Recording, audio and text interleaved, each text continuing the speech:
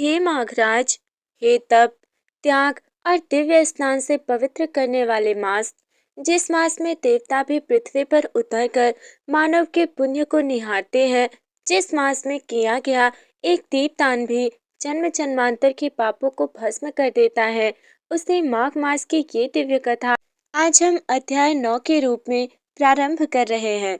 ऋषि बोले, हे राजन, अब तक तुमने माघ मास की महिमा, व्रत, स्नान और दान की कथा सुनी, परंतु अध्याय 9 वो अध्याय है जहाँ माघ मास केवल कर्म का नहीं, चेतना के जागरण का मास बन जाता है। ये अध्याय बताता है कि माघ मास में मौन का क्या अर्थ है, क्यों इस मास में सेवा सर्वोच्च तप मानी गई, कैसे साधारण गृहस्थ भी ब्रह्म ज्ञान की ओर बढ़ सकता है और कैसे एक साधारण निर्णय जीवन की दिशा बदल देता है। पुरातन काल की बात है, माघ मास अपने पूर्ण यौवन पर था। गंगा, यमुना और सरस्वती का त्रिवेणी संगम मानो स्वयं देवताओं के उपस्थिति से कंपित हो उठा। चारों दिशाओं से तपस्वी, गृहस्थ, वृद्ध, बालक, स्त्रियां, राजाओं के सेवक और स्वयं राजा सब संगम तट की ओर बढ़ रहे थे। वायु में केवल एक ही ध्वनि थी, हरि बोल, हरि बोल, हर हर महादेव। उसी संगम तट पर एक साधक बैठा था। ना उसके वस्त्र चमकदार थे, ना उसके पास शिष्य था और ना ही उसकी कोई पहचान थी, पर उसके मुख पर ऐसा तेज था कि दृष्टि हटाना कठिन हो जाता। वो नित्य माघ स्नान करता, एक दीप जलाता, एक भूखे को भोजन देता और शेष समय मौन में बिताता। उस देश के राजा, जो स्वयं धर्मपरायण थे, पर उस साधक को प्रतिदिन वही करते देखते, तो एक दिन उनके मन में प्रश्न उठा। राजा बोले, हे महामुनि, ना आप कठोर तप करते हैं, ना यज्ञ और ना ही हवन, फिर भी आपके मुख पर ऐसे शांति क्यों है? साधक ने नेत्र खोले और कहा, राजन, जो अपने मन को शुद्ध कर लेता है वही सबसे बड़ा तपस्वी है। इस मास में कर्म और भाव अधिक देखा जाता है। साधक ने आगे कहा, माघ में स्नान शरीर को नहीं, संकल्प को शुद्ध करता है। माघ में दान वस्तु का नहीं, अहंकार का होता है। माघ में मौन शब्दों का नहीं, विचारों का होता है। और माघ में कथा केवल सुनने की नहीं, जीने की होती है। राजा ये सुनकर मौन हो गए, उनके भीतर कुछ बदल चुका था। साधक के वचनों ने राजा के हृदय को भीतर तक झकझोर दिया था। राजा, जो अब तक स्वयं को धर्मपरायण मानते थे, आज पहली बार ये अनुभव कर रहे थे कि धर्म केवल कर्मकांड नहीं, बल्कि अंतःकरण की शुद्धि है। राजा ने सोचा, यदि ये साधक बिना यज्ञ, बिना तपस्या, केवल भाव और संयम से इतना तेजस्वी हो सकता है, तो अवश्य ही माघ मास में कोई गूढ़ रहस्य छिपा है। अगले ही दिन राजा ने राजमहल त्याग दिया। वे सामान्य वस्त्र धारण कर गंगा तट पर आए और उसी साधक के समीप बैठ गए। राजा बोले, हे महामुनि, मैं भी इस माघ मास में वही करना चाहता हूँ जो आप करते हैं। साधक ने शांत स्वर में कहा, राजन, यदि करना है तो पहले मौन को अपनाइए। राजा को लगा कि मौन का अर्थ केवल बोलना बंद करना है, पर साधक ने समझाया, मौन केवल जिह्वा का नहीं होता, मौन मन का होना चाहिए। माघ मास में जो भी व्यक्ति दूसरों की निंदा से मौन रखता है, वही सच्चा व्रती है। साधक बोले, माघ मास में मन बार बार भटकता है, पुराने संस्कार बार बार उभरते हैं, क्रोध, ईर्ष्या, अहंकार स्वयं को प्रकट करते हैं, पर जो भी इस समय में स्वयं को संभाल ले, वही माघ मास का अधिकारी बनता है। राजा ये सुनकर गंभीर चिंतन में डूब गए। राजा ने 7 दिनों का मौन व्रत लिया। इन 7 दिनों में उन्होंने केवल आवश्यक कार्य किए, किसी को दंड नहीं दिया, किसी से क्रोध नहीं किया।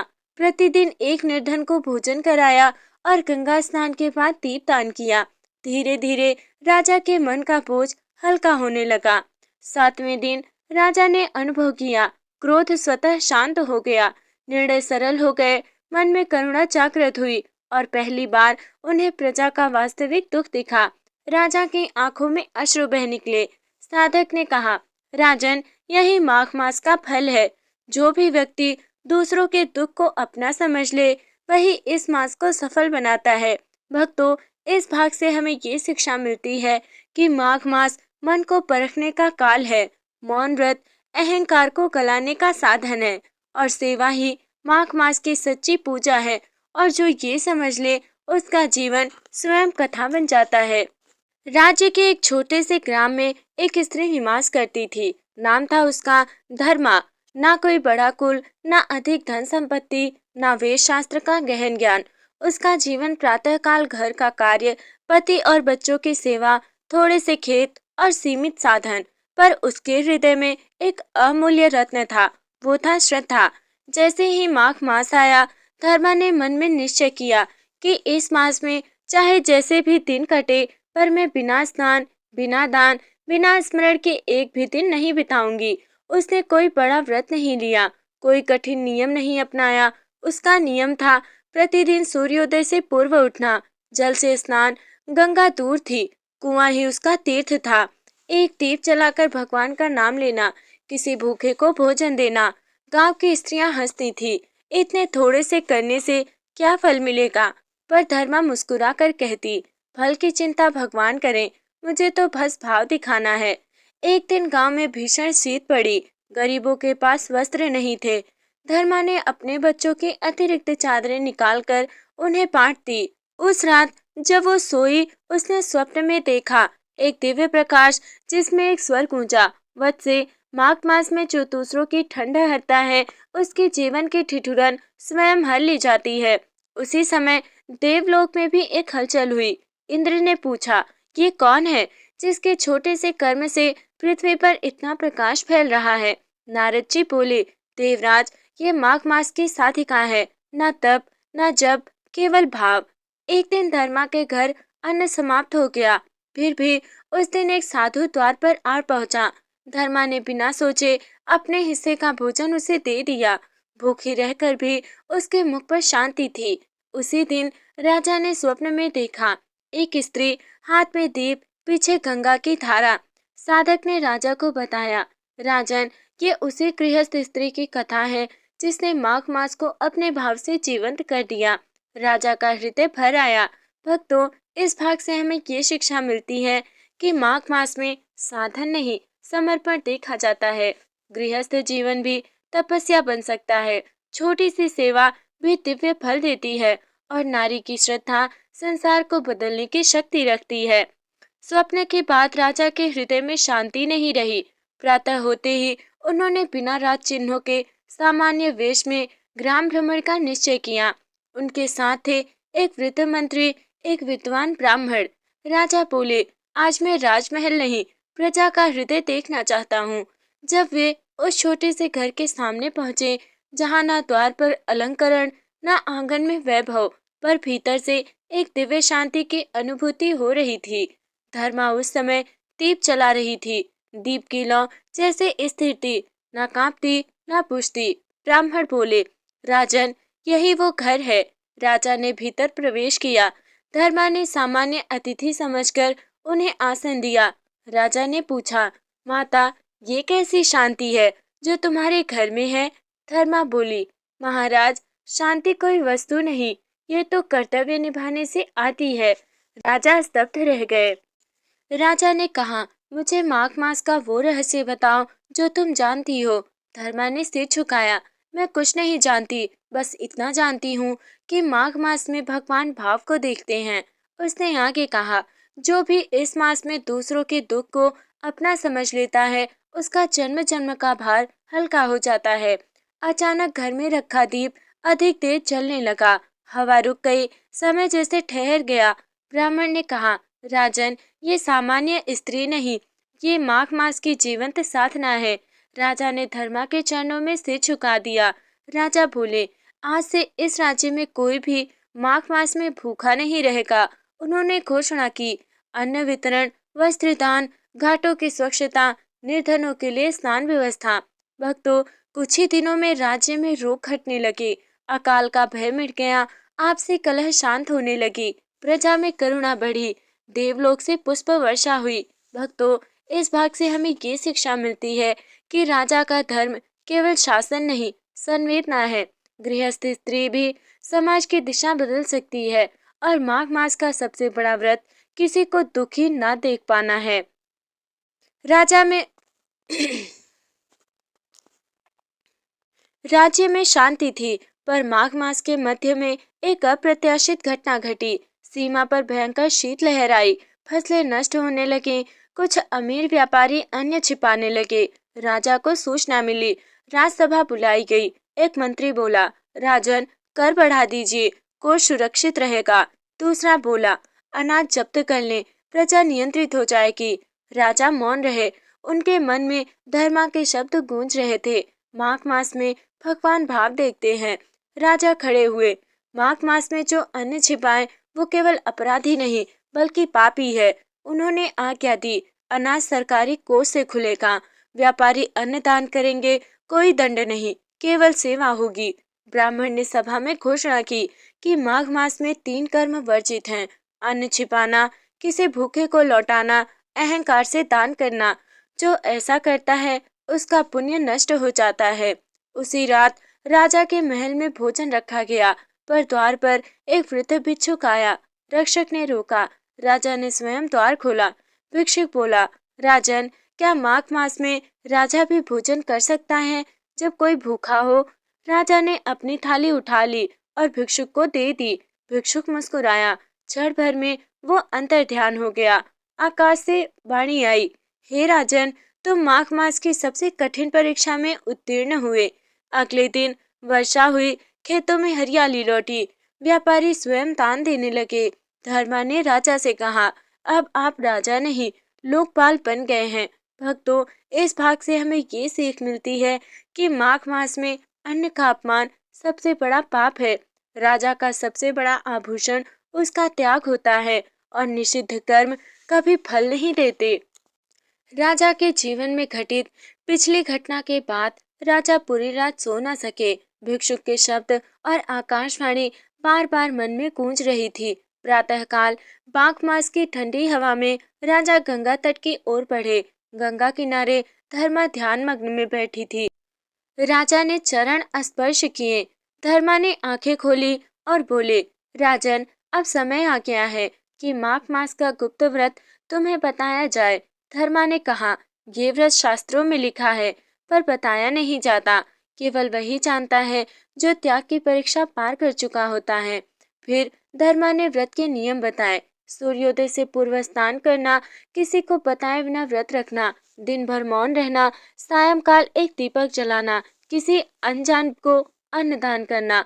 यदि व्रत का घमंड हुआ तो फल नष्ट हो जाएगा। राजा ने पूछा, मौन क्यों? धर्मा बोली, क्योंकि माघ मास अहंकार को सुनता नहीं, केवल भावना को पहचानता है। मौन में किया गया दान 100 यज्ञों के समान फल देता है। व्रत के दिन राजा ने मौन रखा। दरबार में प्रश्न उठे, राजा बीमार है, कोई संकट है? पर राजा चुप रहे। उन्हें भूख लगी पर धैर्य रखा। सायंकाल एक छोटी बच्ची आई, कांपती आवाज में बोली, माँ बीमार है, आज कुछ नहीं खाया। राजा ने अपना एकमात्र भोजन उसके हाथ में रख दिया। दीप जलाते ही हवा शांत हो गई। दीपक बिना हिले प्रज्वलित रहा। धर्मा की वाणी गूंजी, राजन, अब तुम्हारा राज्य केवल भूमि नहीं, धर्म का क्षेत्र बन गया है। अगली सुबह धर्मा वहां नहीं थी, केवल एक ताम्रपत्र मिला। जब राजा स्वयं व्रती बन जाए तब गुरु अदृश्य हो जाता है। भक्तों, इस भाग से हमें ये सीख मिलती है कि माघ मास का सबसे बड़ा व्रत मौन और दया है। गुप्त पुण्य सार्वजनिक पुण्य से अधिक फलदायी है। गुरु तब जाते हैं जब शिष्य सक्षम हो जाते हैं। माघ मास की वो सुबह सामान्य नहीं थी। सूर्य उदय हुआ पर उसकी किरणों में अद्भुत कोमलता थी। पक्षी चहचहा रहे थे पर मानो किसी अदृश्य मर्यादा में। राजा ने अनुभव किया, कुछ बदल चुका है। राजा ने धर्मा द्वारा छोड़ा गया ताम्रपत्र पुनः पढ़ा। उस पर धीरे धीरे नए अक्षर प्रकट होने लगे। हे राजन, माघ मास में जिसने मौन, दान और दया को आत्मसात किया वही सच्चा शासक है। यदि तुम सिंहासन को सेवा समझोगे तो राज्य अमर रहेगा। यदि त्याग करोगे तो युग तुम्हारा नाम लेगा। राजा के हाथ कांप गए। राजा सोचने लगे, क्या मैं सिंहासन का योग्य हूँ? क्या शासन मेरी साधना में बाधा है या फिर यही मेरी परीक्षा है? माघ मास केवल स्नान और दान नहीं, निर्णय का मास भी है। उसी रात राजा ने एक स्वप्न देखा। गंगा के मध्य भगवान विष्णु पीतांबर धारण किए प्रकट हुए। उन्होंने कहा, राजन, जो राजधर्म निभाकर लोक का कल्याण करे वही सच्चा त्यागी है। वन में जाने से नहीं, कर्तव्य में रहकर अहंकार त्यागने से मुक्ति मिलती है। राजा की आंखों से अश्रु बह निकले। अगले दिन राजा ने महासभा बुलाई। प्रजा, मंत्री, साधु सब उपस्थित थे। राजा ने कहा, आज से मेरा राज्य केवल राजकोष से नहीं, धर्मकोष से चलेगा। राजा ने घोषणाएं की कि माघ मास में हर नागरिक को निःशुल्क स्नान व्यवस्था, हर भूखे को अन्न, करों में छूट, साधुओं और वृद्धों की सेवा। स्वयं राजा का सादा जीवन। सभा स्तब्ध थी। कुछ ही दिनों में चोरी समाप्त होने लगी, विवाद कम होने लगा, रोग घटे, खेत हरे भरे हुए, मन शांत हुआ। लोग कहने लगे कि राज्य नहीं, तपोभूमि है। माघ पूर्णिमा की संध्या मंदिरों के घंटे स्वयं बज उठे। आकाश से पुष्प वर्षा हुई। वाणी गूंजी, जहाँ राजा धर्मी हो वहाँ देवता स्वयं वास करते हैं। भक्तों, इस भाग से हमें ये शिक्षा मिलती है कि माघ मास निर्णय का मास है। त्याग का अर्थ कर्तव्य से भागना नहीं, सच्चा राजधर्म सेवा और करुणा है, और धर्म से शासित राज्य स्वयं फलता है। ये वो दिन था जिसे शास्त्रों में कहा गया, मागे यह मौन मास था, स तु मुक्तो न संशयः। सूर्य उदय हुआ पर राजा ने नेत्र नहीं खोले। आज उन्होंने मौन व्रत लिया था। राजा ने समझ लिया था, मौन केवल वाणी का नहीं, अहंकार का त्याग है। कोई आदेश नहीं, कोई क्रोध नहीं, कोई प्रदर्शन नहीं। राजा आज सिर्फ एक साधक थे। राजा साधारण वस्त्रों में गंगा तट पहुंचे। कोई पहचान नहीं, कोई राज चिन्ह नहीं। प्रजा ने उन्हें एक वृद्ध साधक समझा। राजा ने स्वयं जल भरा, वृद्धों के चरण धोए, बच्चों को गोद में लिया। एक रोगी बालक राजा के पास आया। उसकी आंखों में भय था। राजा ने कुछ कहा नहीं, बस उसके मस्तक पर हाथ रखा। क्षण भर में बालक मुस्कुराया। भीड़ सन्न रह गई। तभी एक अपमानकारी व्यक्ति आया। उसने राजा को धक्का दिया और कहा, हट जा साधु, रास्ता रोकता है। राजा गिर पड़े पर मौन नहीं टूटा। यही थी सबसे बड़ी साधना। राजा के मन में विचार आया, यदि मैं मौन रख सका अपमान में भी, तो मेरा अहम सच में समाप्त हुआ। ये आत्मबलि थी, शरीर की नहीं, अहंकार की। संध्या के समय गंगा तट पर अद्भुत प्रकाश फैला। देववाणी गूंजी, हे राजन, तूने माघ मास की सर्वोच्च साधना पूर्ण की है। राजा की आंखों से अश्रु बह निकले। लोगों ने देखा, बिना बोले सेवा हो सकती है, बिना क्रोध शासन हो सकता है, और बिना अधिकार नेतृत्व संभव है। राजा अब राजा नहीं, आदर्श बन चुके थे। भक्तों, इस भाग का गूढ़ संदेश ये है कि माघ मास आत्म संयम का मास है। मौन सबसे कठिन तप है। सच्ची साधना व्यवहार में होती है, और अहंकार का त्याग ही मोक्ष का द्वार है। ये कोई साधारण रात्रि नहीं थी। आकाश में पूर्ण चंद्रमा अमृत कलश के समान चमक रहा था। गंगा की लहरें चंद्र प्रकाश में मानो मंत्रोच्चार कर रही थी। शास्त्र कहते हैं, माघ पूर्णिमायाम स्नात्वा ब्रह्मलोकम स गच्छति। राजा आज भी मौन थे। उन्होंने गंगा में अंतिम स्नान किया। 3 बार डुबकी लगाते समय मन में कोई कामना नहीं, ना राज्य, ना यश, ना मोक्ष भी, सिर्फ एक भाव, हे प्रभु, जो आपकी इच्छा वही मेरी गति है। तभी वही साधु प्रकट हुए जो पूरे माघ मास राजा के मार्गदर्शक बने रहे। आज उनके नेत्र असाधारण तेज से दीपित थे। साधु बोले, राजन, आज मौन तोड़ो। राजा कांप उठे। राजा ने पहली बार मौन तोड़ा। गुरुदेव, आपने मुझे सब कुछ सिखाया, पर आप है कौन? साधु मुस्कुराए। क्षण भर में आकाश गूंज उठा। साधु का रूप तेज में बदल गया। सामने प्रकट हुए भगवान शिव। चंद्रमा मस्तक पर, गंगा जटाओं में त्रिनेत्र प्रकाशित। राजा मूर्छित होकर भूमि पर गिर पड़े। भगवान शिव बोले, हे वत्स, माघ मास में तूने जो साधना की वो तब से भी महान है। तूने अहम को छोड़ा, सेवा अपनाई, मौन को शस्त्र बनाया। यही सच्चा योग है। भक्तों, शिव जी ने वर दिया कि तुम्हारा राज्य धर्म राज्य कहलाएगा। तुम्हारी कथा कलयुग तक सुनी जाएगी। जो भी इस कथा को माघ मास में सुनेगा उसे शिव कृपा मिलेगी। राजा ने पूछा, प्रभु, जीवन का सबसे बड़ा धर्म क्या है? शिव जी बोले, करुणा। जो करुणा में जीता है वही मेरे सबसे निकट है। भगवान शिव गंगा की धारा में समाहित हो गए। चंद्रमा और भी उज्जवल हो उठा। राजा ने घोषणा की कि माघ मास केवल व्रत नहीं, ये जीवन को सरल बनाने का मास है। अहम छोड़ो, सेवा अपनाओ और मौन को समझो। भक्तों, माघ मास आत्मशुद्धि का मास है। मौन अहंकार का अंत करता है। सेवा ही सच्ची पूजा है और करुणा ही शिवत्व है। भक्तों, जो भी माघ मास में इस कथा को श्रद्धा से सुने, उसके जीवन में शिव स्वयं पथ प्रदर्शक बनते हैं। तो प्रिय भक्तों, आज हमने माघ मास की उस पावन कथा का श्रवण किया जिसमें मौन ने बोलना सीखा, सेवा ने अहंकार को हराया और करुणा ने शिव को प्रकट किया। माघ मास केवल कैलेंडर का एक महीना नहीं, ये आत्मा के जागरण का समय है। ये वो काल है जब गंगा केवल जल नहीं रहती, दीप केवल प्रकाश नहीं देते, मौन केवल चुप्पी नहीं होता, बल्कि हर क्षण हमें हमारे भीतर के शिव से मिलाता है। आज की कथा हमें सिखाती है, जो झुकता है वही ऊंचा उठता है और जो सेवा करता है वही सच्चा राजा होता है और जो करुणा को जीवन बनाता है वही भगवान शिव का प्रिय होता है। तो हे भक्तों, यदि इस कथा के किसी भी शब्द ने आपके मन को छुआ हो, यदि किसी क्षण आपकी आंखें नम हुई हो, तो समझिए भगवान शिव की कृपा आप तक पहुंच चुकी है।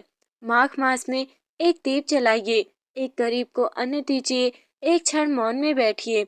बस इतना ही पर्याप्त है शिव को प्रसन्न करने के लिए। हमारी यही प्रार्थना है कि हे भोलेनाथ, हमारे जीवन से अज्ञान का अंधकार हरिए, करुणा का दीप जलाइए और हमें भी सेवा और सत्य के मार्ग पर चलाइए। इसी भावना के साथ हम आज की कथा को विराम देते हैं। हर हर महादेव। जय मां गंगे। राधे राधे।